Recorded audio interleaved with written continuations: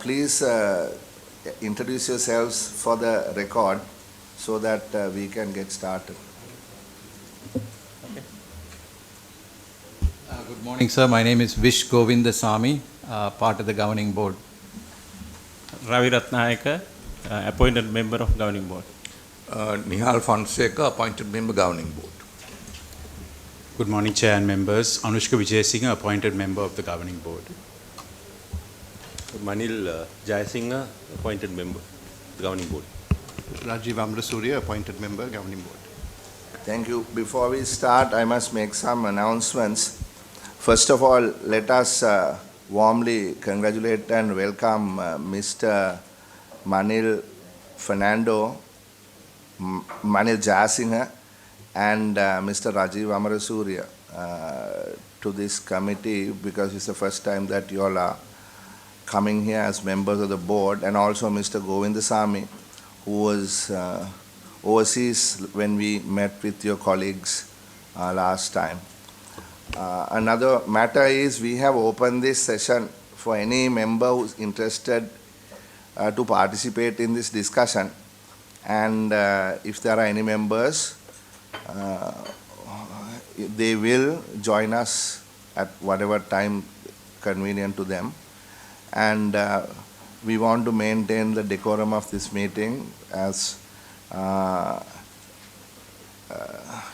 due respect given both ways, because this is a sensitive topic. So I've asked our members to please direct the questions through the chair.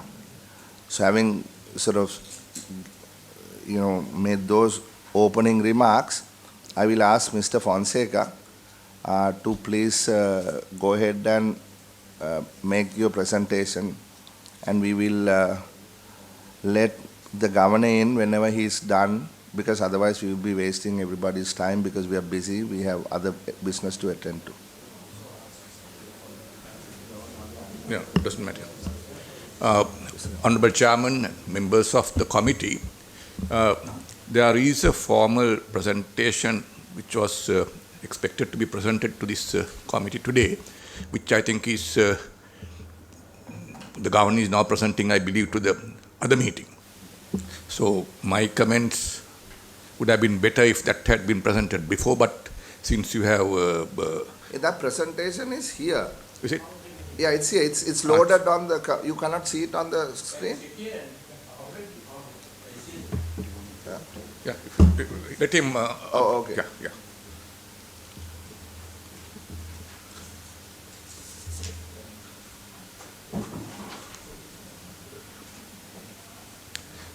But before we start the presentation, let me make some opening remarks, Honorable Chairman and members. Yeah. The first thing that I'd like to point out is that the decisions relating to remuneration in the central bank has been decided internally without any reference to anybody else for the last at least more than 20-25 years. It is not something that happened after the new law came into being. It was happening even under the old Monetary Law Act. The second point that I would like to put into context is that the central bank salaries and remunerations are based on collective bargaining or collective agreements, and not, that means by agreement with the unions of the central bank and the management and the board of the central bank. That has also been going on for, I think, more than 20 years from what I understand. So that is just to give you context. Now, on this particular occasion as well, the unions and the management and also the board, under the guidance of the board, engaged in this discussion for several months. Obviously, even while the old collective agreement was in place, there were pressures to actually amend it after what happened in 2022, but the central bank did not wish to abrogate the existing agreement. So the previous agreement finished in December 2023, and so there was a new 3-year agreement that became necessary from 24, 25, 26. So those discussions took place from so in that context, if you can just so that is what I basically just said. So maybe you can go to the next one. Let me also, just for clarity, say that the law requires the remuneration of the governor and members of the monetary board to be fixed by the parliament or the president. So these revisions have nothing whatsoever to do with the governor's remuneration or the members' remuneration for attending meetings. That is just to give you so to that extent it doesn't affect us one way or another. Now let me ask this question. Now the governor is part of the governing board, no, and he is also the executive head of the central bank in context of the staff.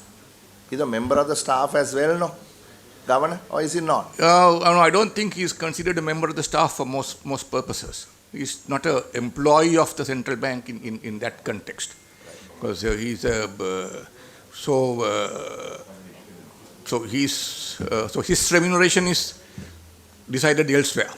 So this question I have is, now when the parliament determines the remuneration of the governing board, that will have some relationship to the salaries of the deputy governors and others also, no? No, but the governing board only gets what you call a sitting allowance. We don't get remunerated. Governor, I mean. Governor, his remuneration is decided by parliament and the minister approves. So it is not decided through this mechanism. And so the governor is not. So the deputy governors are part of. Deputy governors are employees of the bank. So they are part of the collective agreement. They are also arising from the. Yeah. Agreement. So the only employee, because he gets remunerated by the central bank, no, more than what the members of the governing board are remunerated. The governor, whoever the governor is, has a different way in which remuneration is. Correct. Yes. Right. But what you are saying is he is the only employee of the central bank who's outside of the collective agreement. Well, first of all, I don't think he is an employee in that sense of the word of the central bank. He is a chief executive under the provisions of the act, appointed by the executive. So his entire remuneration is decided by the executive elsewhere. The governing board nor anybody in the central bank has any involvement in that. So that is in relation to the governor. Mr. Fonseca, just to the chair, just because you are making some background remarks for clarification here, how many are employed at the central bank at this time? At the moment, about 1,100. It's all there in our presentation. Honorable members, I've shared the presentation. We've shared the presentation with you. Okay, because I want to find out if it is only the governor is ununionized and all others are unionized. Is that the situation? It is not a question of whether they are members of the union, but if somebody is not a member of the union, what has been agreed for that level with the union will apply to him as well. That is the usual arrangement for collective agreements. Okay. I mean, I can't say whether everybody is in a union or not. I don't know. But all salaries will be paid in accordance with what has been now agreed. Because we were told that the 25 different unions asked to meet us from central bank alone. So there are 25 unions within the body. I don't know. I'm not sure. I thought it's 6 or 7 as far as I know. Okay, right. Let's go and see this data. Yes, if you can. Members, would you please, Mr. Fonseca, give me a minute? Members, have some representation being made by the AG's Department, Department of Management Services, Department of Public Enterprises, Office of the Public Service Commission, and the Ministry of Public Administration, Home Affairs and Local Government. These officials are outside.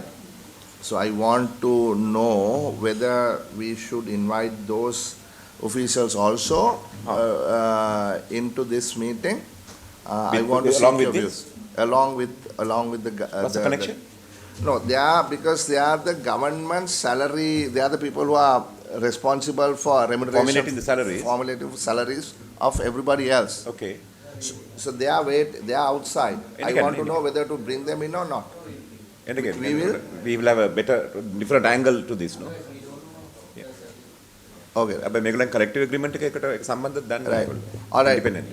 එහෙමනම් කතා කරන්න officer කතා කරන්න AG's department, Department of Management Services, Department of Public Enterprise, Public Service Commission and Public Administration Ministry. 1, 2, 3, 4, 5, 6, 7, 8.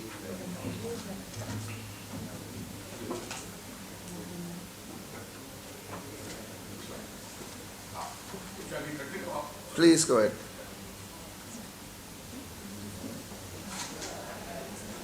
Now here again, Honorable Chairman and members, I said in my background that this development in relation to the recent adjustment of salaries, there was no additional empowerment that the governing board got.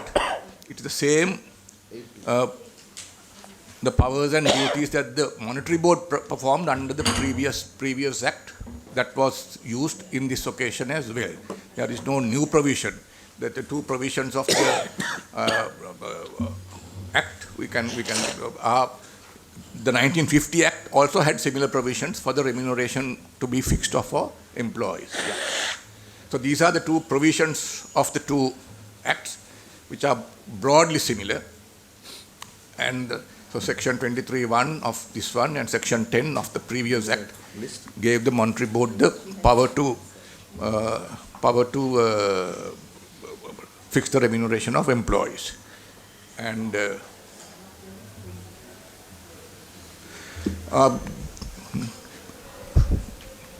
just to put again into context, the central bank has some significant statutory responsibilities which are just summarized here. Achievement of maintained domestic price stability being one, which is basically the control of inflation. And the other one is to secure the financial system stability. Then apart from that, there are other agency functions which currently the central bank performs. Some of those functions, there is a move to take them out of the central bank, but at the moment the central bank is still performing those functions. And those cover public debt management, EPF management, administration of the Foreign Exchange Act, and the Financial Intelligence Unit, all at the moment done by the central bank. Mr. Fonseca, let me once again seek your indulgence to pause you for a second. Here, let me see if these are the other people who are joining us. Viveka Siriwardana, President's Council from the Department of, or rather the Attorney General's Department. Present. Hiransa Kalutantri, Director General, and Iresha B. Gamake, Director of the Department of Management Services. P.A.S. Atula Kumar, Director General of Department of Public Enterprise. Can you acknowledge to the record because your hands can be not recorded? Yeah. Yes. Yes. Please. So far, everyone, yes. Mr. S.J. Edrivira, Chairman of the Public Service Commission. Present. Mrs. T.M.L.C. Senaratna, Chairperson, Office of Public Service Commission. Right. Mr. M.L. Gamampila, Additional Secretary, Ministry of Public Administration. And Mr. H.A. Chandana Kumarasinghe, Director General of Establishments of the same ministry. Are there anyone else here whose names I haven't read and who's not already introduced themselves for the record? Okay. Please go ahead, Mr. Fonseca.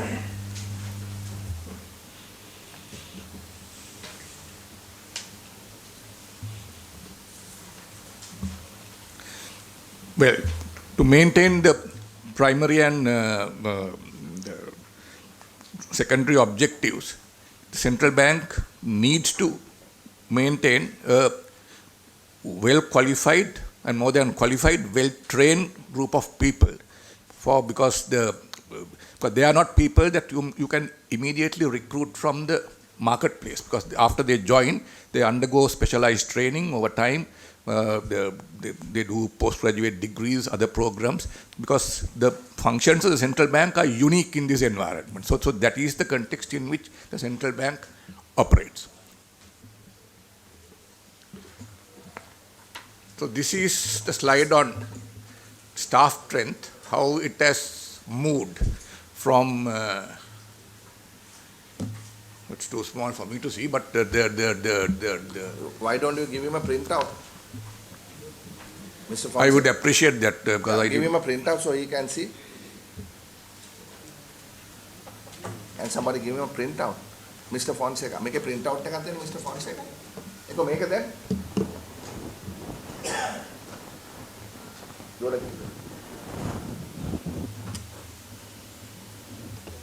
Mr. Fonseca.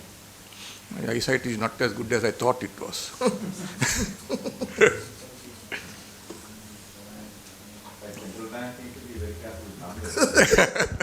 No, I can see it perfectly now.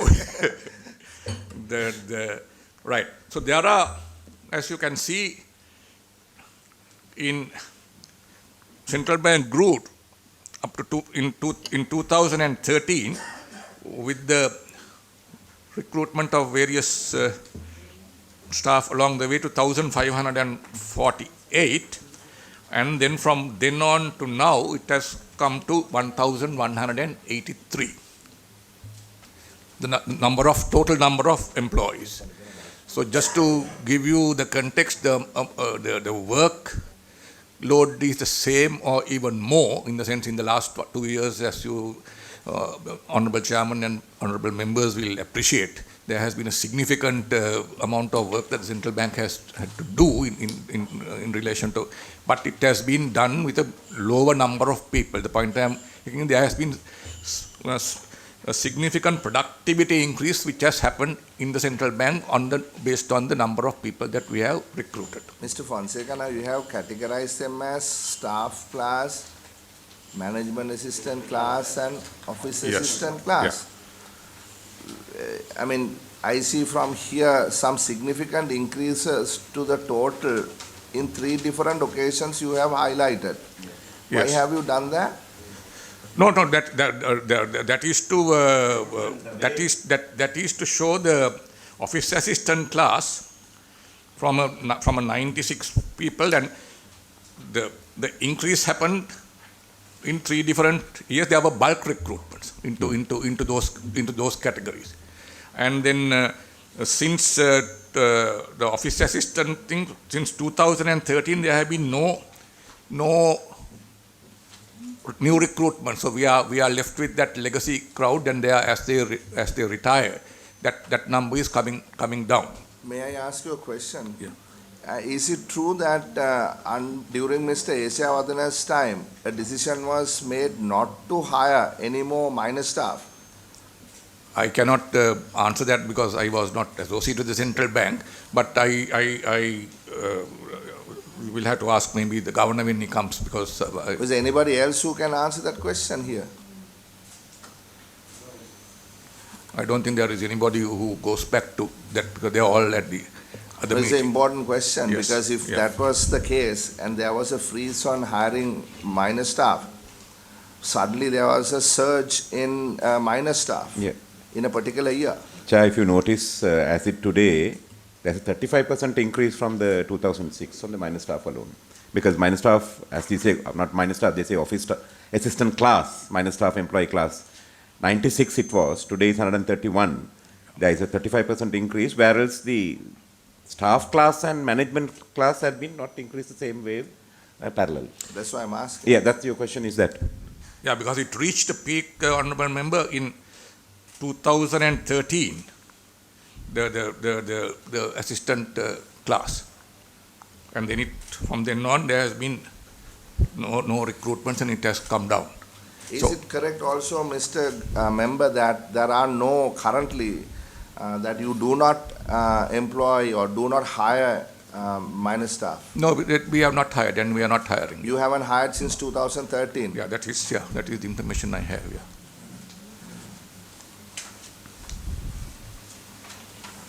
Go ahead, please. Yeah.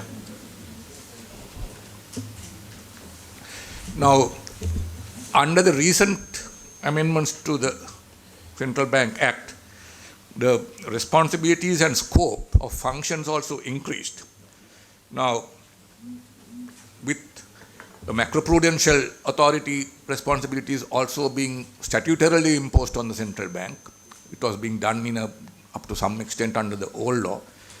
Resolution authority in the event of a failure of a financial institution also being primarily imposed by statute on the central bank, and also financial inclusion to get the ability of access to finance and all of that. So these are some additional things that are referred to in the new law in relation to its duties and responsibilities of the central bank as an institution.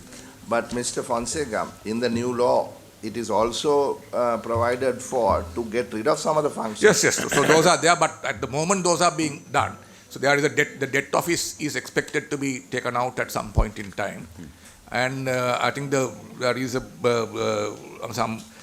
ideally I think even the EPF is expected to be taken out, but time frames for that are still being discussed because it has to be done in an orderly manner.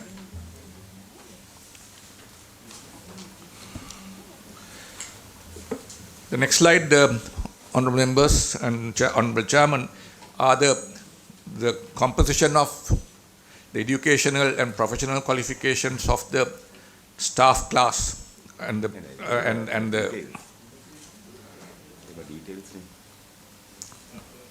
so we have PhDs now.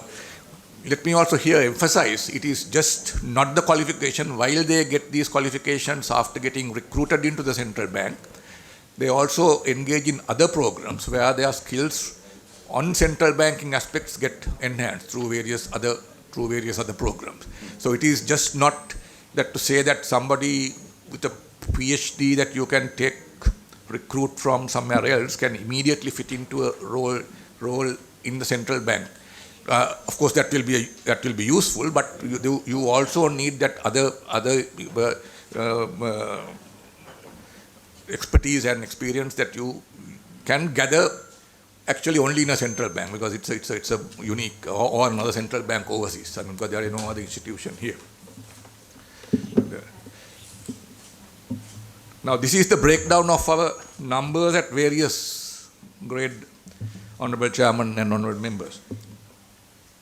So we have 3 deputy governors in our cadre, of which as of the last more than a year, we have been functioning with actually 2, because one deputy governor being secretary to the treasury who has been seconded to the treasury. So that vacancy has not been filled as yet, but our approved cadre is 3.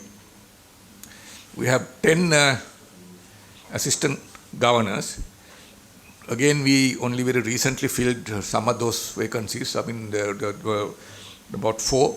So these are the various grades. So you have the largest number in 109, 222. What is this grade, staff class 1? How do you interpret this, Mr. Fonseca, for our sort of understanding? So I think the staff class 1 is when you, after coming through your management entry level.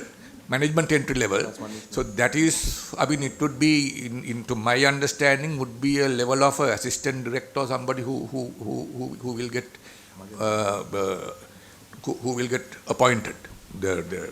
So in terms of like a director, assistant director, what are the grades that you have in the central bank, Mr. Fonseca? So now you have directors, assistant going down, deputy governor, assistant governor. Then you have directors. Then you have additional directors. Then you have additional directors can be in the same grade as directors. Then you have deputy directors, assistant directors, and then you have staff grade 1, staff grade 2. That is before they become into both the assistant directors and that grade. then in the management assistant class, those are like support staff, is it? Management assistant staff is the people that you start recruiting from there are some who get promoted from like the clerical levels, but some will get also. What is this 198 number? That's sort of significantly higher than Chair. all these others. Chair, But- may I suggest kindly with your permission that we allow him to present, because what happens is clarification questions, all of us have clarification questions, but then he will not be able to present the full picture. yeah, we How many just- slides do you have, Mr. Fonseca? Not many. So if you can rush through that, Yeah, okay. we'll get into the debate. Yeah. Honorable Chair, there is a small issue with this staff issue, because normally I think earlier you had an exam, I think examination department is normally doing the, all. Administrating of the exam. Yeah, this thing. This time, they have put an exam and it is done by bankers institution, right? So bankers institution is under the central bank. Honorable members, shall we take it That's up right. after this? Yeah, this is another Yeah, just make a valid, note of valid, it, yeah. valid question that That is not I want to ask. Right, I'll let you answer that question, but just make Okay, a note okay, of okay, it. Mr. Fonseca, go ahead. Yes, okay. And in this management assistant class, I think from the entry level, there are certain, based on seniority, there are promotions that happen into these other grades as well. So it depends on at what point you come in. I mean, I can't tell you exactly what the seniority requirements are, but those are based on certain seniority requirements. They go through those grades. So okay, let me just enlighten you, Honorable Chairman and Honorable Members. There have been severe challenges faced by the central bank, especially in the last 2 years. Now, I mean, it is fair to say that, I mean, having been there during the last 2 years, that taken as a whole, the technical staff of the CBSL has performed very well under the guidance of the board as well as the governor to achieve certain reversals of the problems that we faced. And the workload, because of that, because it was not what you would call a steady state work, was significantly increased. Now, on top of that, during that period, we also had almost 100 officers at the technical level resigning from the services of the bank, and including some of our highly skilled people who, for reasons, I mean, their personal reasons, decided to seek greener pastures. Mainly, practically all of them went to institutions overseas. So and most of them went after resigning. Not that they took leave or anything. They just decided to call it a day. Gave up their pensions, gave up everything, and then they went off. So that is the environment in which the central bank has had to work in the last 2 years. Internal environment. I'm not talking about the external environment here. And so let me also just to put into context, I think all you honorable members and honorable chairman are aware. I don't want to go one by one, but I don't think there is anybody who will disagree, I hope, that compared to where we were 2 years ago, the situation today is better in many ways. I'm not saying it is perfect, long way to go, but at least it was arrested. Inflation was brought down, managed to get through without any major mishap in the financial system, despite several challenges initially of some of our banks not being able to meet their obligations to foreign correspondents. Somehow we managed through that.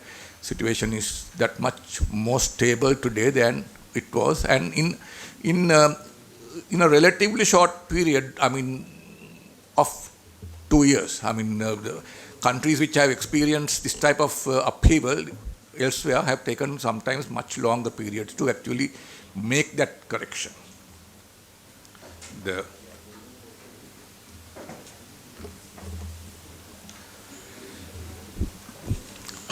Then just let me tell you about the relationship with the consolidated fund that the central bank has. It is correct that in 1950, the consolidated fund allocated 15 million rupees at that time for the establishment of the central bank. After that, central bank has increased its capital through its internal earnings and through retention of its earnings and created its own reserves. Central bank is not a profit-oriented thing. It's a regulatory and a policy making and a regulatory body. It is not. Its objective is not to make profit, but obviously it is good if you do. But that is not the primary objective. Just one moment, because for clarity, how does the central bank make profits? Central bank can make profits through the investment of its reserves, the foreign reserves as well as mainly the foreign reserves. Then obviously central bank that is based on a currency fluctuation. Currency fluctuation and investment income. And investment Small income amounts. which comes from small amounts, but anyway there was reserves. No, we are talking about significant profits. Mr. Yes, then it makes through open market operations in conducting monetary policy within the country. I mean, open market operations that it engages with with the banking system and the primary dealers here. Then the central bank also makes profits to signorage in the sense that because central bank issues the currency. So that's the point I was trying to make.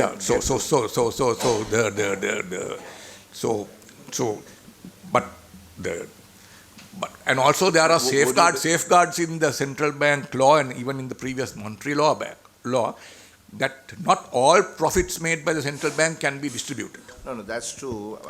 Please forgive me, members, because I want to clarify this point for everybody's understanding. Could you explain the word signorage? You said that the central bank can make profits by signorage. Well, it is basically essentially the difference between the face value of a currency note that you issue, in very simple terms, and the cost of producing that currency note. So if you issue a 1,000 rupee note and it costs 100 rupees to produce it, so that difference leads to the signorage.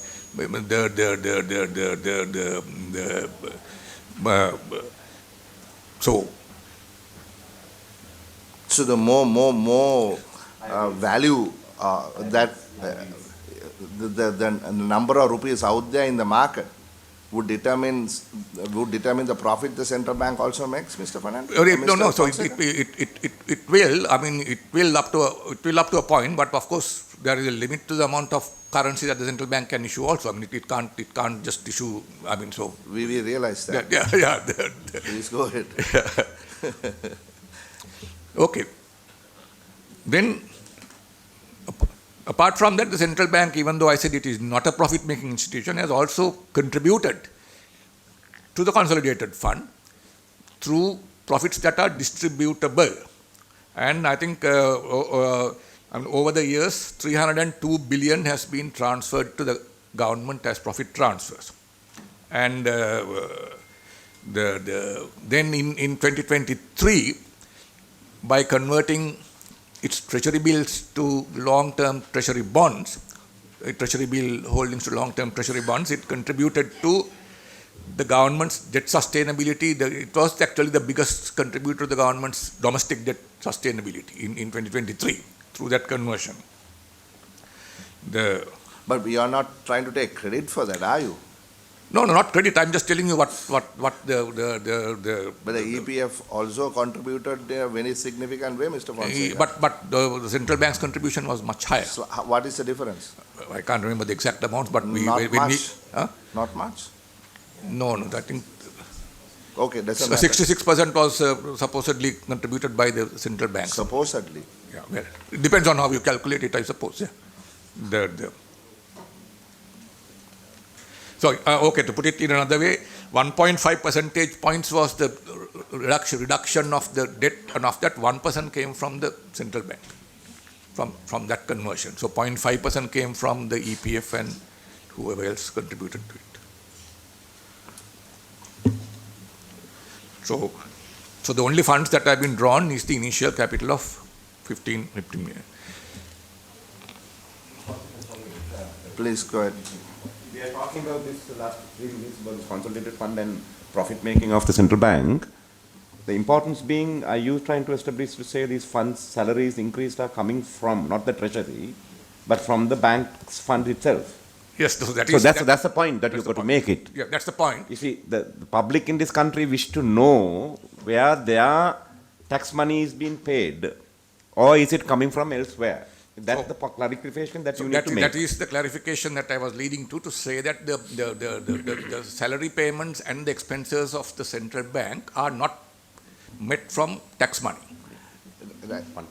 So that is why this next question, once again, I'm going to ask, is how do you make profits? Let me ask this question. If you expand money supply, generally speaking, print money, will the profits of the central bank go up? Well, it can go up. Yes, No, it can. But You can't say it will automatically happen, because if the interest rates keep fluctuating, it can go up, it can go down. No. In the given context, let's look at the last few years. Yes. Did the printing of money, quote unquote, contribute to the increase of profits of the central bank? Not directly, because if you increase money and if your foreign assets came down and if the rupee depreciated, then you create a big loss. No. What I'm asking is, So, in the last few years, did the, let me rephrase the question, Mr. Fonseca, for ease of answer. In the last few years, the expansion of money supply, did it contribute to the increase of the central bank's profits, and if so, by how much? I cannot answer that question without reference to the documents, but it could have. But the consequences of that could have also led to losses on the other side. I mean, so it is, we have to work out what the net contribution was. But the profit is calculated in LKR, isn't it? It is in LKR. I mean, so I have two more slides. Maybe now that I started, I'll finish that, and then maybe you can. Who are the other officials who are coming? Yeah, because we had the party leaders meeting. No, we are just speaking to the governing board, Mr. Governor. So the others are invited from the outside of the central bank. I don't know, it's up to the members. Do you want to have the rest of the members here? Or?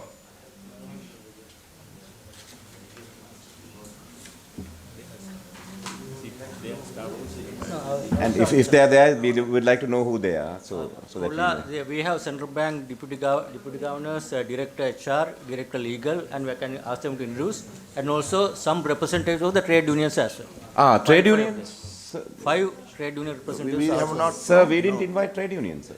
No, I asked Chairman whether we can bring, because this is a collective agreement between them. Mr. Governor, we took a decision here that it was only for the governing board. Before you came, you were at another meeting. Yeah. So this was open only to the members of the governing board, and we have sent out invitations to some other government officials who deal with remuneration of government.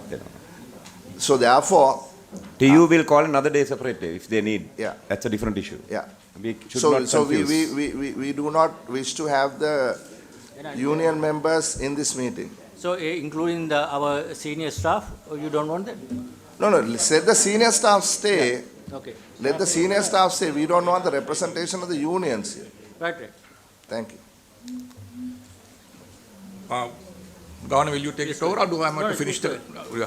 Governor, with your permission, members, the question we were asking is, Mr. Fonseca was trying to establish the fact that the salaries, the increments, etc., are met by profits of the central bank. Not profits, earnings. Earnings of the central bank. Has to be, earnings of the central bank, sorry. So the question that was being asked here is, how does a central bank technically earn profits? What is their income? And that is what we were discussing. So I would like you to sort of elaborate on that so that we all are able to understand where this money is coming, because there is some misunderstanding, understanding, malunderstanding, whatever you want to call it, that these monies are either taxpayers' money or is not taxpayers' money. So kindly elaborate on that. ගරු සභාපතිතුමා පැහැදිලි කර ගැනීමක්. මගේ හරහාන්න මන්ත්‍රීතුමා. ඔව් ගරු සභාපතිතුමා මේ union represent කරලා මෙතෙන්ට කී දිනක් ආවද කී දිනක් පිට වෙලා ගියාද කියලා පොඩ්ඩක් කමිටුවට මුලින්ම දැනුම් දුන්නා නම් හොඳයි. පස්සේ ඇවිල්ලා හිටියේ ඒගොල්ලෝ ගියා. ඒ පස් දිනම පිට වෙලා ගියාද නැත්නම් ඔගිය.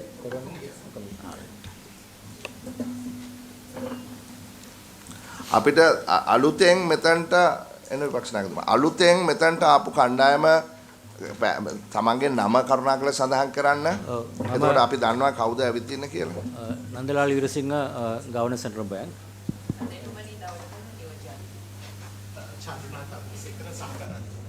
දිමුතු සමරතුංග සහකාර අධිපති. Prabhath director human resources.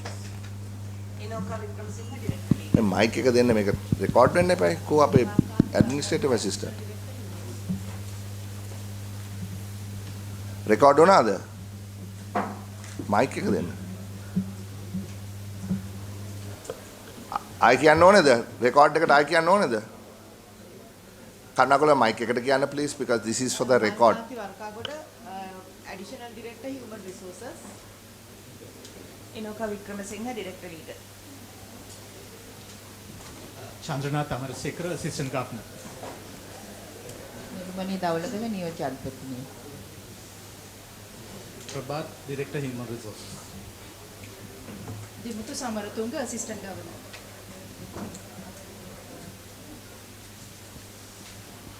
ඔව් මහ බැංකුවේ අධිපතිතුමා අපි කතා කරමින් හිටියේ මහ බැංකුව අපි කලිමුත් සඳහන් කරා ෆොන්සේකා මහතුමා මහ බැංකුවේ ඒ කියන්නේ ලාභය පදනම් කරගෙන ක්‍රියාත්මක වෙන ආයතනයක් නෙමෙයි. නමුත් මහ බැංකුවට සමහර අවස්ථාවල ලාභයක් ලැබෙනවා. එතකොට මේ ලාභය හා ඒ තමයි පාවිච්චි කරන්නේ මේ පඩි වැඩි කිරීම සඳහා අනාදී වශයෙන්. ඉතින් අපේ ප්‍රශ්නේ උනේ කොයි ආකාරයකටද මහ බැංකුව ලාභ ලබන්නේ සහ ගිය අවුරුද්ද දෙක ගත්තාම මහ බැංකුවේ ලාභෙන් වැඩි කොටසක් කොහොමද ලබා ගත්තේ කියන එක. බොහොම ස්තුතියි ප්‍රශ්නයට. මුලින්ම මම හිතන්නේ මේ නියල් පොන්සේක මහත්මයා කිව්ව කියලා කිව්ව මෙහෙමයි. මහ බැංකුව කියන්නේ ප්‍රතිපත්ති ක්‍රියාත්මක කිරීමේ සහ රෙගුලේටර් විදියට බැංකු පද්ධතියේ අර මුලින්ම අපි කාර්යභාරය පැහැදිලි කරන්නේ. එතකොට ප්‍රධාන වශයෙන්ම මහ බැංකුවට ආදායම ලාභය පාඩුව ඉපෙන්නේ මුල්‍ය ප්‍රතිපත්තිය මොනිටරි පොලිසිය ක්‍රියාත්මක කිරීමේදී. ඒ ක්‍රියාත්මක කරන ක්‍රම දෙකක් තියෙනවා ප්‍රධාන වශයෙන්ම ආදායමක් එන්න. පළවෙනි තමයි ඕපන් මාකට් ඔපරේෂන්ස්. කියන්නේ මහ බැංකුව බැංකු පද්ධතියේ ලික්විඩිටි එක මේන්ටේන් කිරීම සඳහා treasury bills and bonds කියන එක මාකට් එකෙන් අරගෙන buy and sell කරනවා. ඒක ලික්විඩිටි පාවිච්චි කිරීම සඳහා කරන කාර්යයක්. දෙවෙනි කාරණය මහ බැංකුව තමයි රට වෙනුවෙන් රටේ විදේශ සංස්කෘතිය කළමනාකරණය කිරීමේ වගකීම නීතියෙන්ම පවතින. ඒ දෙකම නීතියෙන් අපිට දීපු මේ ඩියුටි එක.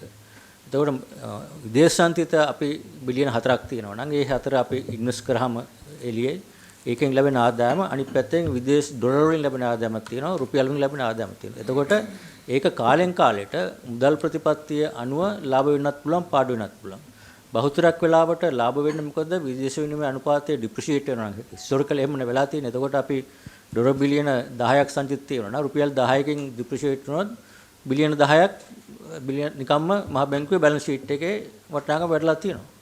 නමුත් තියෙන ඒ ප්‍රතිපත්ති ක්‍රියාත්මක කිරීම නිසා ඇති වෙන ලාභය බෙදා ගැනීමට නීතිය මගින් තහනම්. මොකද එතකොට නැත්තම් මහ බැංකුව ඒ තුලින් ලාභයක් අනවශ්‍ය ලාභයක් ක්‍රියේට් කරලා ලාභ ගැනීම ආරමුණෙන් ඒක භාණ්ඩාගාරයට බෙදන්න පුළුවන්. ඒක නිසා තමයි මහ බැංකුව නීතියම තියෙන්නේ ඒ එන ලාභය ආදායම තුලින් මහ බැංකුවේ ස්වාධීනත්වය යටතේ ෆයිනෑන්ෂල් ඉන්ඩිපෙන්ඩන්ස් කියන එක ඉස්සරහට තිබ්බ දැනුත් තියෙනවා. මහ බැංකුවේ සියලුම වියදම් අවසන් කරාට පස්සේ වියදම් වල මිනිගානට පස්සේ ඉතුරු වෙන ලාභයෙන් අපි සංචිත තියෙනවා ප්‍රූඩන්ට් සෙන්ට්‍රල් බැංක් විදියට යම්කිසි ප්‍රූඩන්ට් රේෂියෝ එකක් තියෙනවා. ලයබිලිටි වලට මෙච්චර ප්‍රමාණයක් ඩොමස්ටික් ඇසෙට් මෙච්චර ප්‍රමාණයක් කියලා නීතියම තියෙනවා. ඒ ප්‍රමාණය හඳවාගත්තට පස්සේ රජයෙන් යම් කිසි ආකාරයකට අය වෙන්න තියෙනවා නම් අපි ඇඩ්වාන්ස් සීල් හරි මොන හරි ඒකත් අය කරගෙන ඉතුරු මුදල ඩිස්ට්‍රිබියුට් කිරීමේ නීතියේ තියෙන ප්‍රතිපාදන සෙක්ෂන් 90 යටතේ ඒක පැහැදිලිව තියෙනවා. එතකොට ඒක තමයි ක්‍රමවේදය. ඒ අනුව අර ක්‍රම දෙක තමයි මහ බැංකුවට ලාභය ලැබෙන්නේ ආදායමක් ලැබෙන්නේ. ඒ ආදායම තමයි මහ බැංකුව කළමනාකරණය කරගෙන යන්නේ. ඒක පහුගිය අවුරුදු දෙක ඇතුළත බැලුවාම ප්‍රධාන වශයෙන් මගේ ළඟේ ටේබල් එකක් තිබුණා වාර්ෂිකව කොච්චර 2000 අර අපේ ප්‍රසන්ටේෂන් තිබුණා මුළු කාලය තුලම මහ බැංකුව පවත්වාගත්ත කාලය තුලම බිලියන 302ක් කොන්සර්ව් ෆන්ඩ් එකට ඒ ලාභ වශයෙන් ලබා දීලා තියෙනවා. මුලින්ම මිලියන 15ක් තමයි මහ බැංකුව පිහිටනකොට කැපිටල් එක විදියට පිහිටන අවස්ථාවේ පාර්ලිමේන්තු අනුමැතිය 15ක් දීලා තියෙනවා. මිලියන 15කින් පටන් ගත්ත එක ඊට පස්සේ බිලියන 300 ප්‍රමාණයක් දැනට වෙනව දීලා තියෙනවා. ඒ අනුව පහුගිය කාලය තුල බැලුවොත් සභාපතිතුමා දැන් අන්තිම අවුරුදු කීපයේ 2015 සහ 2018 පාඩු ලැබීම නිසා හෝ අර සංචිත තිබිච්ච ප්‍රමාණය නැති නිසා මේ බෙදා හැරලා නැහැ. 2016 බිලියන 6.3ක්, 2017 බිලියන 15ක්, 2019 බිලියන 24ක්, 2020 බිලියන 15ක්, 2021 බිලියන 31ක් කොන්සර්වේටිව් ෆන්ඩ් එකට ඒ නීතිය යටතේ බෙදා හැරලා තියෙනවා. 2022 23 වර්ෂවල මහ බැංකුවේ වෙලා තියෙන්නේ ප්‍රධාන වශයෙන්ම අර සංචිත අඩුවීම නිසා සහ liabilities අර SU වගේ liabilities වල බර වැඩි වුණාම foreign exchange වලින් බැංකුවේ balance sheet එකට mark to market loss එකක් තියෙනවා. එතකොට distribute කරන්න බෑ. එතකොට 2022 mark to market loss එක බිලියන 374යි 23 114යි විශේෂයෙන් 23 අඩුවීමට ප්‍රධාන හේතුව ණය ප්‍රතිහත කිරීමේදී මහ බැංකුවේ තියෙන ණය තොගය ට්‍රිලියන 3කට ආසන්න ප්‍රමාණයක් රජයට සහනයක් වශයෙන් අර ණය ප්‍රතිහත කිරීමේ 1.5% of DFN reduction එකෙන් domestic debt optimization එකෙන් 1% දායකත්වයේ ලැබුණේ මහ බැංකුවේ තියෙන treasury bill restructure කිරීම. ඒක නිසා තමයි 2023 වසරේත් ලාභයක් ලැබිලා නැහැ. ඒක නිසා ගෙවලා නැහැ. ඊට කලින් අවුරුද්දවල හැම වසරේම ලාභය තියෙනකොට අර රිගුලර් ගන්නවා ගෙවලා තියෙනවා. හරි. එතකොට මම මේ ප්‍රශ්නේ මේ විදිහට අහුවොත් ගරු මේ අපේ මේ අධිපතිතුමා 21 22 23 කියන අවුරුදු වල මහ බැංකුව ලාභයක් ලැබුවාද නැද්ද කියලා ප්‍රශ්නෙට උත්තරේ මහ බැංකුවේ net profit or loss as IFRS accounting විදිහට 21 158ක් ලාභ ලැබලා තියෙනවා. 22 374ක් පාඩු ලැබලා තියෙනවා. 2023 114ක් පාඩු ලැබලා තියෙනවා. balance sheet එක. හරි. Mr. Chairman, just one matter to clarify from the governor. In the earlier meeting he mentioned this section 23 of the Central Bank Act, which appears in as a first section under part 3 employees of the central bank. 23.1 says governing board may appoint and remove employees of the central bank and may determine the terms and conditions of their employment, including the remuneration. Then there is a prohibition in subsection 2, 23.2. No remuneration shall be based on the profits of the central bank or any of its revenue. So there is a clear prohibition by law that you base the remuneration on either the profits, and not just the profits, on any of your revenue also. So where are you getting these monies to increase the salary now? Basis, what's the basis? Yeah. So that is a relevant question, Mr. Governor and the commissioners. Mr. Fonseca, you were explaining to us that the monies that you utilize to remunerate the employees of the bank come from your revenues. Honorable Chairman, when you say it is based, I mean, what it means is you can't say that you will give 15% of your salary as 15% of your revenue as a remuneration for the for the employees. But it does not mean that you cannot use the revenue. It cannot be based on whether the central bank makes a profit or a loss or whether it earns money or doesn't earn money. මොකද මෙතන වෙලා තියෙන ගරු සුමන්දිරන් මන්ත්‍රීතුමා දැන් මෙතුමාලා පිළිගන්නවා ගිය අවුරුදු දෙකේ මහ බැංකුවේ විශාල පාඩුවක් ලැබුවා කියලා. හරි එතකොට එහෙමනම් ඒක බේස් කරනවා නම් පාඩුව මත පරිවැඩි කිරීමක් සිදු කරන්න බෑ. නමුත් එතුමා කියන්නේ ඒක මත බේස් කරනවා කියන එකෙන් අදහස් වෙන්නේ නෑ මේ ලාභයෙන් මෙච්චරක් පඩි වැඩි වෙනවා කියන එක. So there is a interpretation there, Mr. Sumandaran, that we'll have to make. It's not very clear. What Mr. Fonseca says is not the only basis that is prohibited. That you say so much of percentage of revenue or so much of percentage of profits will be added to the remuneration. That's not the only. There has to be a basis. There has to be a basis. So the question that we are asking is, what did you base it on? If you did not base it on your profits or your revenue, what did you base it on? We haven't come to that question yet. We were still coming to that point, and when we come to that point, I will raise it, Mr. Sumandaran, Honorable Sumandaran. Please go ahead. This was the last one we discussed. From here we have to, but we have to go and do the slides. Honorable Kumaratunga, Mr. Vijay was sitting working on the computer. So if you can move here, Mr. Kumaratunga, if you can move here, please. Start from here. Honorable Chairman, the Governor will continue from where I left off. That's I think එන්න ගරු මන්ත්‍රීතුමා මේ තැනට එන්න. ඉස්සරහට එන්න. question දානවා පේනවද? Oh. So this මේ presentation පෙන්නන්නේ දැන් slide ඊළඟේ අර ප්‍රශ්නට උත්තරේ specific factors that were considered in granting the salary revision, the last one. So these are the consideration in negotiation with the trade unions and the governing board. First factor that was considered was high level of staff resignation. I think I don't know whether we show the table. The cable is lowest staff for last 10 years that we are operating with double the work. That's the one reason. And also to retain the remaining trained technical competent staff and give them a motivation and at least encourage them to stay without migrating.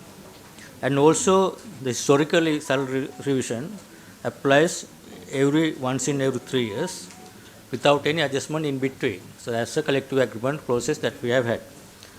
Then obviously the important factor historically, central bank salaries have been comparative. Comparators are banking sector. That has been since 1991. That's why I said in one of the interviews. And I was recruited to the People's Bank as a management trainee through competitive exam.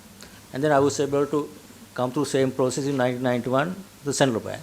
The reason I joined the central bank even at that time in 1991, so there was a great understanding that central bank salaries are higher than even the banking sector, even at that time. So that has been the factor. It has been there all the time. So that is one of the reasons central bank comparator are mainly the issue we regulate, and also the fact that if we train financial sectors people, if the market is going to give them a higher salary, it's a waste of our training and money. Then people can move out and earn high salary from somewhere else, either the state banks or private banks. Private banks obviously much higher at high grades. So these are the specific factors. And obviously the next slide, if you can show specific limitations that central bank staff, employees have. First one, unlike any other public sector, a lot of universities or doctors, anyone, central bank employees are not permitted to engage in any other professional or business. They are prohibited. That's in the law. Yeah, not prohibited. They are prohibited. Prohibited, sorry, are not permitted. Second, they have restriction in even investing. They can't do any trade of any government securities. They can't invest any whatever savings in an institution that we regulate, even public listed companies. And also new act has given even more tighter restriction. Any staff, those who are resigning from the central bank, there's a cooling period of 3 years. That is the highest cooling period as far as we know in the world. Central bank employee, they can go only abroad. They can't go and work in any financial institution now. Under the these are the limitations on the central bank employees compared to other employees. So those are the three specific factors. I mean, just one moment. Yeah. I mean, the reason for that, whether 3 years is extensive or otherwise, can be debated. I think there was a debate there as well. But what happened was the revolving door policy.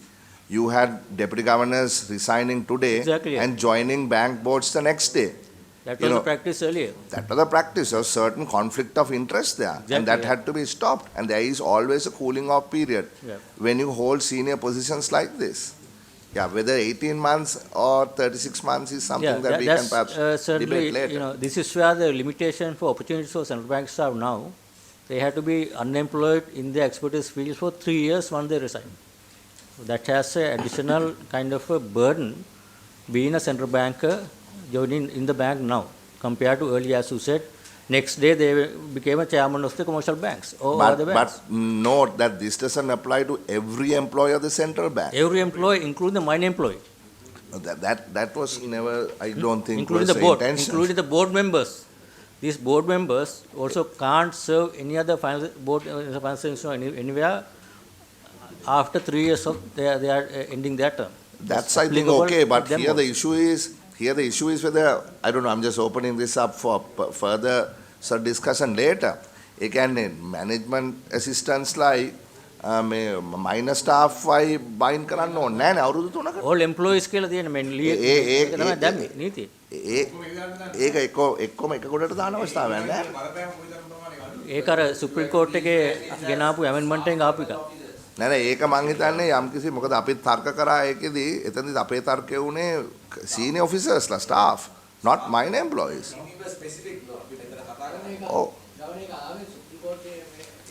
Supreme coat එකේ කලින් bill එකේ තිබුණේ මං හිතන්නේ අවුරුද්දක් කුලින් අපේ තිබුණේ practice එකක් තිබුණේ අපි ඕක එන්න කලින් කෝඩ් ඔෆ් කන්ඩක්ට් එකේ යටතේ තිබුණා 1 year කුලින් පීරියඩ් එකක් දාලා. එතකොට ලෝ එකටත් ඕක ගෙනා 1 year කරලා. ඒක සුප්‍රීම කෝට් එකේ ඕක ඒ වෙලාවේ හිටපු ජජස්ලා නෑ සුප්‍රීම කෝට් එකෙත් අපි ඊට කලින් draft stage එකේම අපි කිව්වේ staff level කියලා. That was included by us. Yeah, we said staff we level. had debate. So anyway, let's take that up later. We'll make sure that we bring it up with the ministry. Yes, go ahead, please. Honourable Chair, just before moving, which means, as I understand, governor's chauffeur cannot be a chauffeur elsewhere for 3 years. That's kind of ridiculous in my view. That's other financial institution. Another financial institute, she can't be a chauffeur there's a conflict, elsewhere. So that's kind of a, I don't know whether it's infringing the fundamental rights of employees. Yeah, perhaps. Right, please go ahead. ඊළඟ slide එක මම හිතන්නේ මේක තමයි is the most important slide just to highlight the fact that the central bank, I mean, I don't know whether you can see it clearly how fast salary revisions under the collective agreement process has happened. We have data from 2006 to once in every 3 years how this has increased. So here key points that I would like to make. 2006 to 2008, that 3-year period. Also, there has been a highest grade, deputy governor grade, 93% increase, lowest grade, 20%, compared to monthly salary bill increased by 31%, average increase, and also inflation during those 3 years, 30%. That's the first part. Still, there has been a larger variation from low grades to high grade, 2006 to 8, that 3-year period. That's one point. And again, 2015 and 17, there has been similar increases from lower grades to higher grades, up to 72%. And also here, difference is that up to 2019, on top of this, central bank borne the tax liability of this over and above. This is net of tax. Means central bank paid tax on behalf of the employee. This was the practice earlier. A lot of certain enterprises. Then this was raised at one of the co-op meetings, and then Monetary Board decided at the time to stop that, and then we made our staff liable to pay individually from 2019 on. So if you compare increases 2021 and 2023 and last increase, all those two increases, they are liable to pay on their own taxes depending on 36% or now say 24% or 18%, whatever. So compared to those last two revisions, early revisions, actual net impact, net of tax, has been much higher. So just want to make that point. This is not something because central bank was given independence in the new act. It's not because of that. It has been there in the process once in every 3 years. This has been a process, not only central bank, all the banks, state banks and some of the other corporations, this has been happening. So this is just to point out, and also compare last increase, 50% increase salary bill, monthly bill, of which during this period inflation going up, this is not fully compensation for the inflation. 80% inflation, only 50% increase. Out of this 50% increase, also employers will have to pay their tax. Tax component of total bill, 24% directly going to the treasury as tax income. So that's why net increase obviously is compared to last 2 years much lower than earlier increases. This is some legacy issue that we have been, this board had to deal with the trade unions, especially during the most difficult times where taxes were raised and inflation was higher, and trade unions have bargaining power under collective agreements. So once we have agreed that you fix that for 3 years. I think I have a burning question to clarify before I go further. Mr. Ratnayaka and now to the Governor. The preamble of this debate or the discussion entered, I think, the 4th time or the 5th time now, saying that they inherited a certain tradition. Every 3 years there was this bargaining constitution. But we are talking about a post-crisis condition. So we cannot apply those pre-crisis situations and transplant them and say we have to behave the same way. Honorable Chair, I have a question. Mr. Wale, Let me finish my question. Yes. So therefore, Mr. Ratnayaka and Honorable Governor, I am not willing to accept that position, saying that we had the previous idea, therefore we continue. You know jolly well more than anybody else, this country had gone through unprecedented crisis. So it's unfair for us to expect the people, okay, we did this in 2000, we did this in 1990, therefore we have to continue. I think we need to reformulate the argument. That argument will not go through. Right, before I ask Mr. Wale, Honorable Wale, yes. සභාපතිතුමා දැනට ලංකාවේ central bank එක අරුණාම රෙගියුලටරි bodies මේ විදිහට ගණනාවක් තියෙනවා. මහජන උපයෝගිතා කොමිසම, sustainable development authority එක. ඒ වගේම තව ගොඩක් ආයතන තියෙනවා. මේ තියෙන ක්‍රයිසිස් සිටුේෂන් එකේ ඒ හැම ආයතනයකටම මේ ආදායම් උත්පාදනය කරන්නේ අවසානයේදී ගත්තොත් පබ්ලික් ෆන්ඩ්ස් තමයි රිවෙනියු එක විදිහට ක්‍රියේට් වෙලා එන්නේ. සෙන්ට්‍රල් බැංක් එකටත් එහෙමයි, මේ කියන ආයතන වලටත් එහෙමයි. එතකොට මෙතන නීතියට එකඟද කියන කාරණාවට අමතරව සදාචාර ප්‍රශ්න නිර්මාණය වෙලා තියෙනවා. ආර්ථික අර්බුදය සමනය කරන කාරක සභාව විදිහට අපිට අද අනිත් ආයතන එක කතා කරන්න බැරි තත්යකටපත් වෙලා තියෙනවා. ලංකාවේ මොනිටරි පොලිසි එක සාර්ව ආර්ථිකයේ රුධිර නාල පද්ධතිය හසුරවන ආයතනයේ විදිහට තමයි මේ ආයතනයේ මෙහෙම කටයුතු කිරීම පිළිබඳව. ඒක නිසා රටට සමාජයට සහ අපිත් එක්ක ගනුදෙනු කරන ආයතන වලට සාධාරණ පිළිතුරක් දෙන්න පුළුවන් විදිහේ සාධාරණීකරණයක් මහ බැංකුව අධිපතිතුමා ඇතුළු මුදල් මණ්ඩලය රට ඉදිරියේ තැබිය යුතුයි. දෙවෙනි ප්‍රශ්නේ ඊළඟට මන්ත්‍රීතුමා පොඩ්ඩක් ඉන්න. මම ඊළඟ ප්‍රශ්නේ ඉවර කරනවා. මම මෙච්චර කතා කරන්නේ. ඊළඟට මෙච්චර කාලයක් මහ බැංකුවට බඳවා ගැනීම කළේ ගරු සභාපතිතුමනි ලංකාවේ උපාධිධාරීන්ගෙන් සුදුසුකම් මත ඉල්ලුම් පත්‍ර කැඳවලා විභාග දෙපාර්තමේන්තුවෙන් ඊටාම රහසිගත ආකාරයට විභාගයක් පවත්වලා ඊළඟට සම්මුඛ පරීක්ෂණ වලට කැඳවලා. දැන් මෙවර මහ බැංකුව තමන්ගේ පාලනය යටතේ තියෙන ශ්‍රී ලංකාවේ බැංකුකරුවන්ගේ ආයතනය යටතේ ඉල්ලුම් පත්‍ර කැඳවලා ඒගොල්ලෝ ප්‍රශ්න පත්‍ර හදලා ඒගොල්ලෝ උත්තර පත්‍ර බලලා ඒගොල්ලෝ සම්මුඛ පරීක්ෂණ පවත්වලා මුළු විභාගෙම ප්‍රතිඵල නිකුත් කරන්නේ නැතුව තමන්ට කැමති ආකාරයට ඊටාම කිසිම විනිවිද භාවයකින් තොරව ලංකාවේ මුදල් ප්‍රතිපත්තිය තව අවුරුදු 10කින් 15කින් තීරණය කරන කණ්ඩායම මෙහෙම රහසිගත විදිහට අපි දන්නේ නැහැ මෙතන කොච්චර දූෂණ ප්‍රමාණය වෙලා තියෙනවද කියලා. තමන්ගේ හිතවත් කොච්චර බඳවාගෙන තියෙනවද කියලා අපි දන්නේ නැහැ.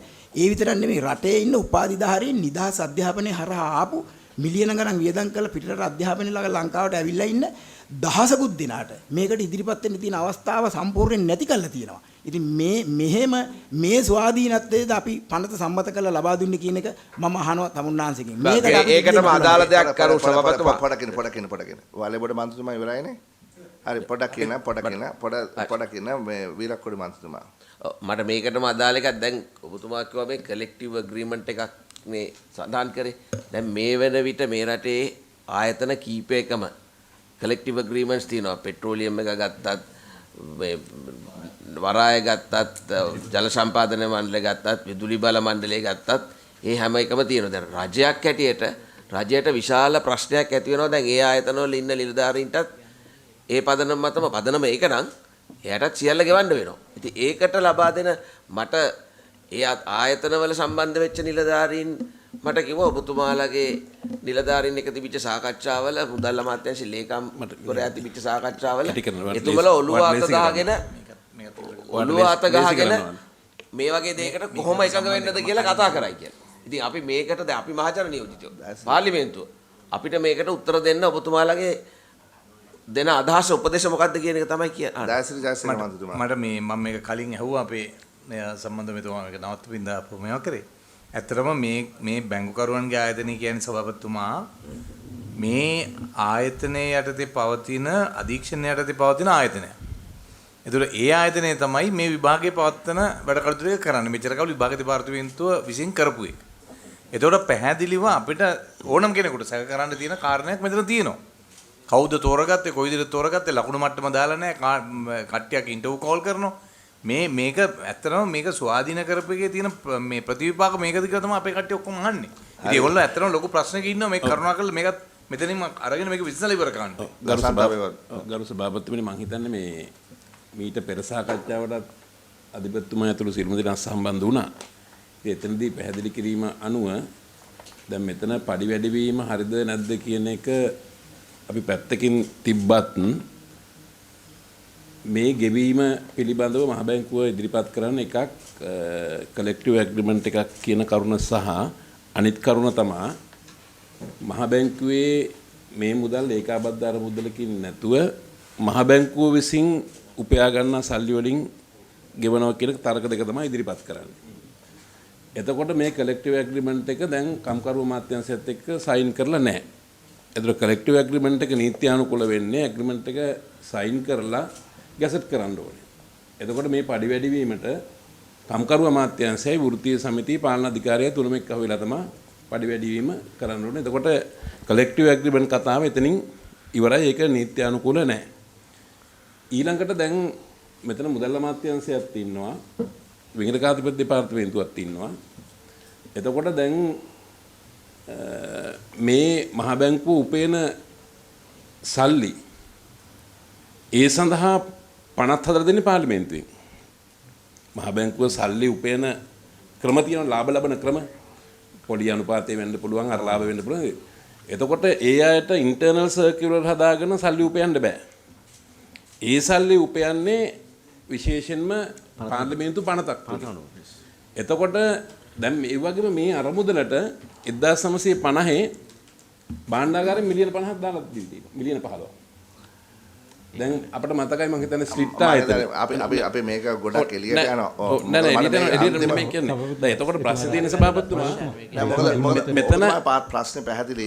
දැන් අපි කියන්නේ කොහෙත්ම මේක මේක ගෙවීම නීත්‍යානුකූල නැහැ. විශේෂයෙන්ම දැන් මේ වගේ ආයතනයේට මෙහෙම ගෙවන්න මේ පඩි වැඩි කරගන්න මෙහෙම දුන්නොත් අපි මොකද්ද මේකට දෙන පොඩක් ඉන්න ගරු මන්ත්‍රීතුමා ගෙවින්දු කුමාරතුංග මන්ත්‍රීතුමාගේ ප්‍රශ්නයෙන් පස්සේ මම මේ මෙතනින් ප්‍රශ්න ඇසීම නවත්තලා තව එක ස්ලයිඩ් එකයි තියෙන්නේ. ඒ ස්ලයිඩ් එක ඉවරනායින් පස්සේ මේ සියලු ප්‍රශ්න වලට එන්න බලාපොරොත්තු වෙනවා. පොඩක් ඉන්න සභාපතිතුමා දැන් එතුමා ඇත්තටම මේ අපේ මහ බැංකුව අධිපතිතුමා ඇත්තටම වෘත්තීය සමිති නායකයෙක් වගේ Tamanගේ ආයතනයේ රාජකාරී කිරීම නිසා එන සීමාවන් විතරයි කිව්වේ. වරප්‍රසාද ටික අමතක කරා.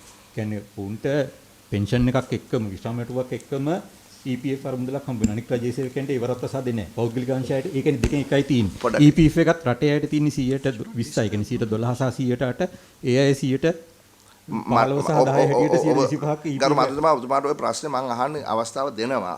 මේ ඔක්කොම ASCII මේක අහනකොට සඳහන් කරේ තුමන්ලට තියෙන ඒ කියන්නේ මේ නිසා මහ බැංකුවේ සේවය කිරීම නිසා පැනවෙන සීමාව. සීමාවල එක්කම වරප්‍රසාද රාශියක් ලැබෙනවා. ඒ නිසායි අපේ මේ පළවෙනි පස්තිය ගන්නයි මහ බැංකුවට යන්නේ නික්කේවට යන්නේ නැතුව. ඒ නිසා ඒ වරප්‍රසාද ටිකක් කිව්වනම් අපිට අවංක ආයතන ප්‍රධානීකට සලකන්න තිබුණා. අනිත් එක රටේ අයට EPF එකට 9ක් දෙනකොට ඒ තුමන්ලා 29.27ක් දී ගන්නවා. ඒ නිසා ඒවත් කියන්නේ ඒකම. හරි මෙහෙමයි. දැන් මම මෙහෙමයි කරන්නේ. දැන් අවසාන ස්ලයිඩ් එක තියෙනවා. He says finished. He says finished. No, we haven't gone to the last slide. He says finished. You didn't hear, he told that he has finished. But they were in our presentation. No, no, but the person who's presenting is saying that it's done. So we don't have to go so. Right. So then we will go in order of the questions that were raised. ඉස්සලම මං අහන්න මම කැමති දැනගන්න දැන් HR එක ඉන්නවා වලේබොඩ මන්ත්‍රීතුමයි දායශ්‍රී ජයසේකර මන්ත්‍රීතුමයි ප්‍රශ්න ඒ කියන්නේ බැරෑරුම් ප්‍රශ්න දෙකක් එකම ප්‍රශ්නේ දෙන්නෙක් ඇහුවා අපි ඒ ප්‍රශ්නෙන් පටන් අරගෙන මේ සදාචාරාත්මකද නීතියානුකූලද කියන එක පස්සේ පැත්තකින් තියමුකෝ ඉස්සලා අතනින් පටන් ගමුකෝ බොහොම ස්තුතියි ප්‍රශ්න ගැන මේකේ තියෙන මුලින්ම මේ IBSL කියන ආයතනය මහ බැංකුව සහ සියලුම බැංකුකරුවන්ගේ එකතු කරලා පවත්වාගෙන යන ආයතන අපේ යම්කිසි නියෝජනයක් ඉන්න බෝඩ් එකේ අනිකුත් බැංකුවලත් CEO ලා තමයි ඒක බෝඩ් එකේ ඉන්නේ. එතකොට මෙතෙන්දී ඇයි මහ බැංකුවට මේ මදවා ගැනීම කරන්න සිද්ධ වුණේ? ඔබතුමාලා බැලුවොත් අපේ ස්ටාෆ් එක අඩුම ප්‍රමාණයට ආව 1180 ගණන් වලට ගම මේ පහුගිය කාලය තුල යාම නිසා. එතකොට 2022 ඉඳලා මේ වෙනකන් අපේ රෙක්රූට් කරන ග්‍රේඩ්ස් එකක් තියෙනවා. එකක් මැනේජ්මන්ට් ට්‍රේනි අනිත් එක management assistant. A level qualified අය 30000ක් වාඩි වෙන විභාගයට මැනේජ්මන්ට් ට්‍රේනි තව 10000ක් විතර වාඩි වෙනවා qualified graduatesලා. ඒතර මේ විභාග පැවැත්වීම සඳහා විභාග දෙපාර්තමේන්තුවත් එක්ක අපේ HR ඩිපාර්ට්මන්ට් එක සාකච්ඡා කරේ 2022 ඉඳලා. මේ වෙනකන් බැංකින් ඇසිස්ටන්ට්ලාගේ විභාගේ පැවැත්වීමටවත් විභාග දෙපාර්තමේන්තුව අපට දිනයක් දීලා නැහැ. හේතුව ඒගොල්ලෝ කියනවා අපේ මූලිකත්වයේ තියෙන්නේ A level O level ඒවත් දැන් කරගන්න බැරුව ඉන්නේ. ඒවත් ප්‍රමාද කරලා තියෙන්නේ. ප්‍රතිඵල දෙන්න ප්‍රමාද වෙලා තියෙන්නේ. ලකුණු කරන්න කච්චිය නැහැ. ඒතර ඒ ආයතනයේ ඒ ක්‍රමය තුල අපගේ විශාල වශයෙන් ස්ටාෆ් එක අඩුගෙන යනකොට බර වැඩි වෙනකොට අපිට දැඩි අවස්ථාවක් තියෙනවා අපිට බඳවා ගන්න යම්කිසි ආකාරයකින්. ඒතර අපි බැලුවාම ලංකා බැංකුව අපිට පෙර ලංකා බැංකුවත් ඒකේ ෂෙයා හෝල්ඩර් කෙනෙක්. ඒතර ලංකා බැංකුව සහ මහජන බැංකුවත් මේ ක්‍රමවේදය සාර්ථක නොවන නිසා අවුරුදු දෙක තුනක් යනකම් අත වශයෙන්ම ෆොරින් සර්විස් එක කතා කරත් මම කතා කරන ෆොරින් සෙක්‍රටරිට ඒගොල්ලන්ටත් බදවා ගන්න බැරි මොකද විභාග දෙපාර්තමේන්තුවේ තියෙන ක්‍රමවේදය තුල ඒක කරන්න බෑ අවුරුදු ගාණක් යනවා ඒක නිසා මේක අපි සාකච්ඡා කරා IBSL එකත් එක්ක ඒගොල්ලෝ IBSL කියන්නේ මුළු දිවෙන පුරාම බැංකින් සෙට් එක්සෑම්ස් 1000 ගානකට කරන ආයතනයක් යම්කිසි රෙපියුටේෂන් එකක් තියෙනවා කරපු එක ඊට අමතරව ලංකා බැංකුව මේ පාවිච්චි කරලා මීට කලින් ඒ විදියට කළා කිසිම ප්‍රශ්නයක් නැතුව ඒක කරපු ආයතනයක්. ඒතර ඒගොල්ලොත් එක්ක සාකච්ඡා කරාම අපිට මාස 4ක් තුල පුළුවන් වුණා ඒ ක්‍රමවේදයටම ස්වාධීනව අපි බැලුවා කොහොමද කරන්නේ කොහොමද කරන්නේ විභාග දෙපාර්තමේන්තුවේ කරන ක්‍රමවේදනම තමයි ඒකට විරුද්ධව අපේ එක ට්‍රේඩ් එකක් නඩුවක් දැම්ම මේක නඩුව උසාවියේ සුප්‍රීම කෝර්ටයේ තියෙනවා. මොකද අපි එතෙන්දී ඒක පිළිග ගිහිලා ඉදවත් කරා සුප්‍රීම කෝර්ටයේ අවසර දුන්නා විභාග කරගෙන යන්න කියලා. නවත්තන්න රිට් එකක් කිව්වට විභාග සුප්‍රීම කෝර්ටයේ ඉර දුන්නා මේක කරගෙන යන්න ඒක ප්‍රශ්න නැහැ කියලා. ඔය කියන කරුණු ඉදිරිපත් කරාම. එතකොට අපි දැනටත් අපි බැංකින් ඇසිස්ටන්ට් කියන අය ගන්න 2022 ඉඳන් 2024 වෙනකන් තාමත් දිනයක් නැහැ. එතකොට අපි කොහොමද ආයතනයක් පවත්වාගෙන යන්නේ? අපිට අවශ්‍ය කරන අය බඳවා ගැනීමට නොහැකි නම් ඒ තියෙන ක්‍රමවේදය තුල. අනිත් එක ඒ ක්‍රමවේදයම තමයි ඒ අයත් කරන විභාගේ පවත්වලා අපට දෙනවා නල් ලිස්ට් එක. අපි 100ක් ගන්නවා 150ක නල් ලිස්ට් එක කරනවා ලකුණු එකක්වත් දෙන්නේ නැහැ. ඊට පස්සේ අපි ලකුණු 30ට ඉන්ටර්විව් කරලා දැම්මට පස්සේ ඒ ටික ලකුණු ටික යවුවාම විභාග දෙපාර්තමේන්තුව කියනවා මෙන්න මේ ලැයිස්තු අනුව ඔබතුමාලා තෝරගන්න පළවෙනි 100 කියලා.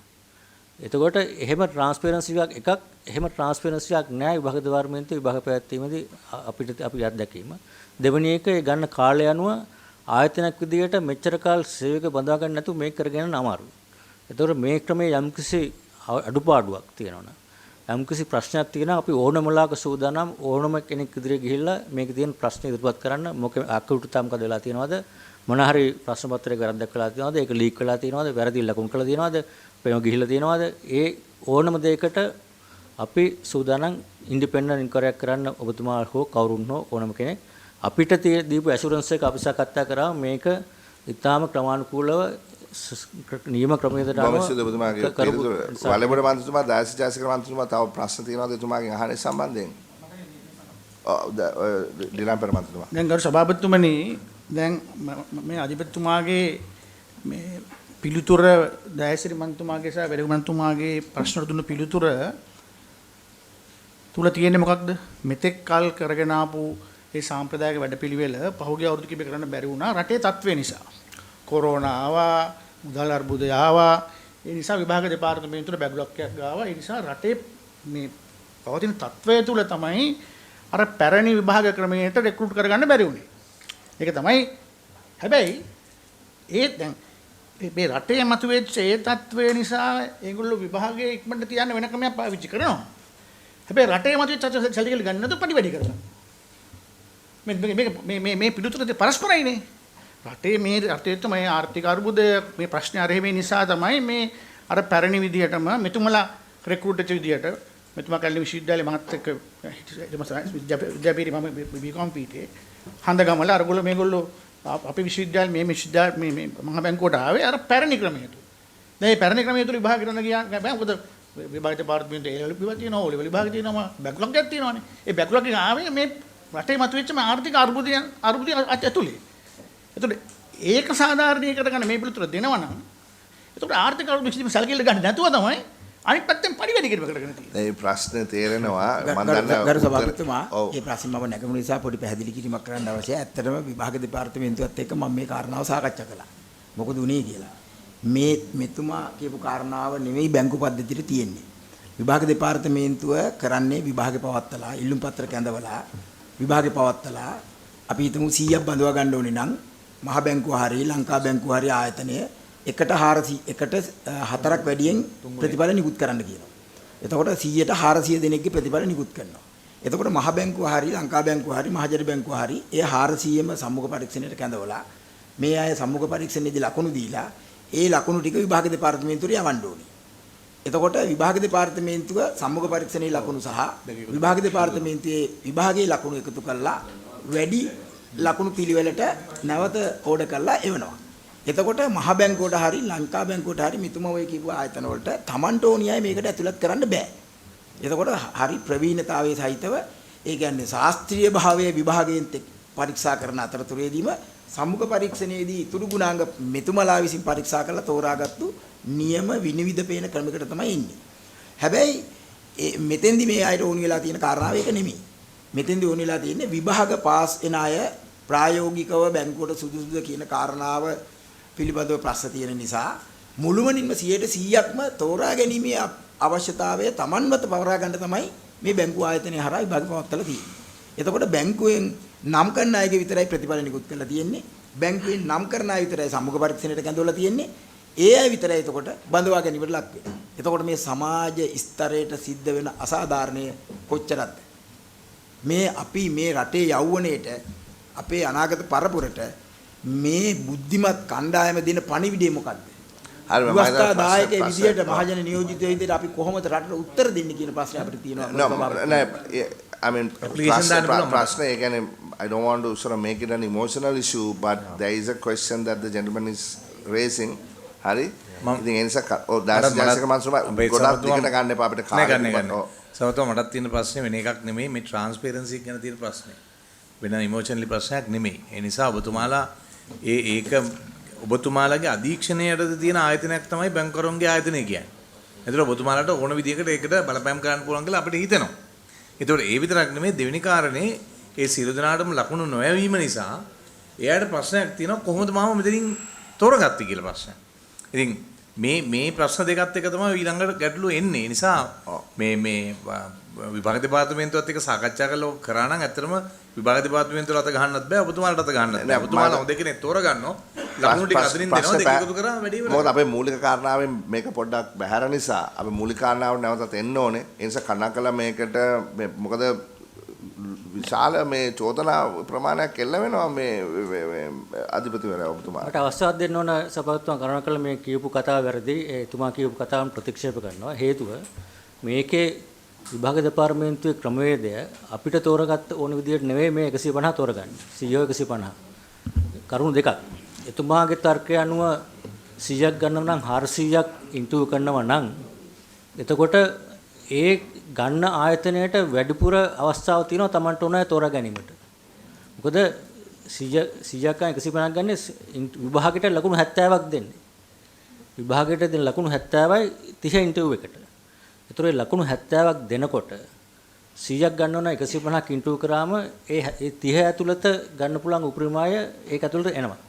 හැබැයි 400ක් ගත්තොත් 400 කොනේ ඉන්න කෙනා තෝරනම් මෙතන අරගෙන උට දාගන්න පුළුවන්. එතකොට මේක ඊට වඩා තරංගකාරී ඊට වඩා වැදගත්. හැබැයි ලකුණුත් හැමෝම විභාග වුණාට පස්සේ ඒ ආයතනයේ හැමෝටම ලකුණු දෙනවා. විභාග දෙපාර්තමේන්තුවේ ඉන්ටර්විව් කරනකොට ලිස්ට් එක වෙන මිසක ලකුණු ගන්න නැහැ. ඒක වෙන ඒ ක්‍රමවේදයයි එකම ක්‍රමවේදය. මේ ක්‍රමවේදය තුල අර දාසිදාස ගම්තුමා කරපු තර්කෙ ගේන්න පුළුවන් අපි මේක මහ බැංකුවේ පාලන මණ්ඩලයට තියෙන කියන එක ඒක මම පිළිගන්නවා. අපි ඒක ඉන්ෂුර් කරලා තමයි මේක එහෙම එකක් නොවෙනා කියන ගැරන්ටි කරනවා තමයි ඒක කරලා තියෙන්නේ. ඒක අපි පිළිගන්න වකීම් බාර ගන්න යම් කිසි දෙයක් තියෙනවා නම් ඕනම වෙලාවක ඒ චෝදනාව හොයන්න. හැබැයි කරන ක්‍රමවේදය ඒ කියපු වඩා සාධාරණ හොඳ ක්‍රමවේදයක් තමයි මේක කළා කියලා මම කියනවා.